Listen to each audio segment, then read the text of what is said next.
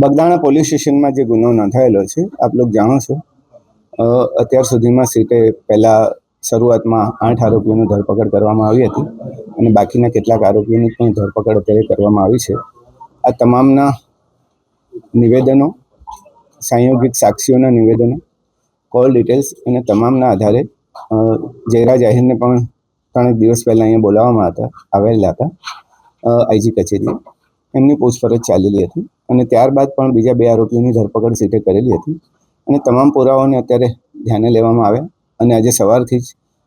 એસઆઈટીએ સાથે તમામ પુરાવાઓની ચકાસણી કરી હતી અને ચકાસણીના અંતે કેટલીક બાબતો સ્પષ્ટ કરવા માટે જયરાજ આહિરને ફરીથી અત્યારે સમન્સ પાઠવવામાં આવ્યું છે અને સમન્સના આધારે તેમની પૂછપરછ બાદ તમામ એસઆઈટીની ટીમને ચોક્કસપણે લાગ્યું છે કે આમાં પ્રાથમિક પુરાવા પૂરતા છે કે જેમાંથી જયરાજ આહિરની અમે ધરપકડ કરી શકીએ. એટલે આજરોજ એમની ધરપકડ કરવામાં આવી છે.